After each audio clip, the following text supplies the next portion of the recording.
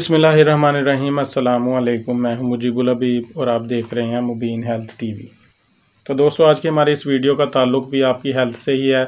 हम कोशिश करते हैं कि हमारी वीडियो बहुत ही मुख्तसर हो, उसमें मकसद की बात हो जो कि आपको समझ आ सके और आपकी ज़िंदगी के लिए आसानी पैदा कर सके। हमारा वीडियो को बनाने का पर्पज़ ये नहीं होता कि आप हमारी वीडियो देखकर उस मेडिसिन का इस्तेमाल शुरू कर दें। हमारे वीडियो को बनाने का मकसद सिर्फ ये है कि हम आपको उस मेडिसिन के सही इस्तेमाल, उसके साइड इफ़ेक्ट और उससे आने वाले मसाइल के बारे में आपको मालूमात दे सकें। तो हमारी आज की वीडियो एक टैबलेट के बारे में है। बीटामेथासोन फार्मूला है उसका नाम, उसका बेटनीसोल टैबलेट है।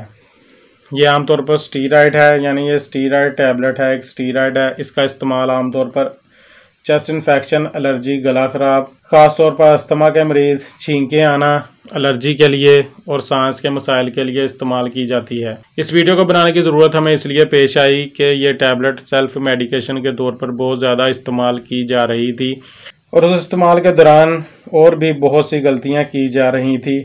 इसलिए हमने ज़रूरत महसूस की कि हम आपको इस वीडियो में कुछ ऐसी मालूमात दें ताकि उसे देखकर आप शायद इसका इस्तेमाल बंद कर दें। सबसे पहले तो हम आपको ये बात बताना चाहते हैं कि स्टीरॉयड का इस्तेमाल हमेशा अपनी डॉक्टर के हिदायत के मुताबिक करें।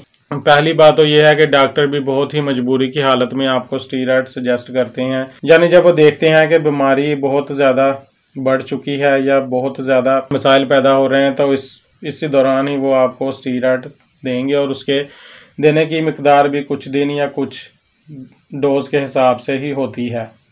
इसलिए सबसे पहले तो इस चीज़ का ख्याल करें कि इस टैबलेट को सेल्फ मेडिकेशन के तौर पर इस्तेमाल ना करें। और दूसरा, इस चीज़ का ये ख्याल करें कि जितनी डोज जितने दिन तक आपको डॉक्टर ने बताई है, आप प्रॉपर डोज इस्तेमाल करें। जितने दिन तक बताई है उतने दिन तक इस्तेमाल करें।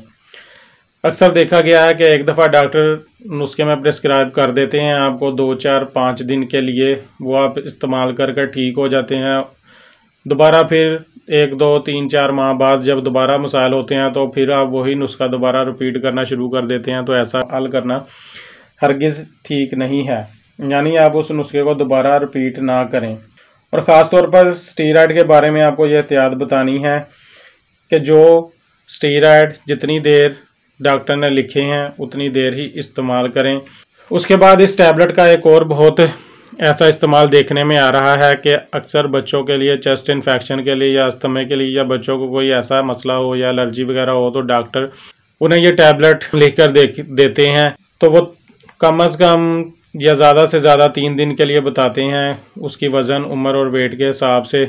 तो वो इस्तेमाल करवाने के बाद अगर बच्चा ठीक हो जाता है तो उसके बाद देखा गया है कि अगर हम दोबारा बच्चे की तबीयत ख़राब होती है तो हम उसे फिर दोबारा ये टैबलेट इस्तेमाल करना शुरू करवा देते हैं। और इसका एक और बहुत सेल्फ मेडिकेशन के तौर पर इस्तेमाल देखा जा रहा था कि अगर हमारे मुंह में छाले या कोई इन्फेक्शन होती है तो हम इस टैबलेट के गरारे करते हैं, इस टैबलेट का खुद ही इस्तेमाल करना शुरू कर देते हैं। तो ऐसा करना हरगिज़ ठीक नहीं है। तो इस वीडियो को बनाने का मकसद सिर्फ इतना है कि आप अपनी मेडिसिन के इस्तेमाल के दौरान एहतियात करें और ख़ास तौर पर स्टीरॉयड के इस्तेमाल के दौरान एहतियात करें। ऐसा करना बहुत ख़तरनाक हो सकता है। तो अगर आपको हमारी वीडियो पसंद आए, इसे लाइक करें, शेयर करें, चैनल को सब्सक्राइब करें और बेल आइकन का बटन ज़रूर दबाएं।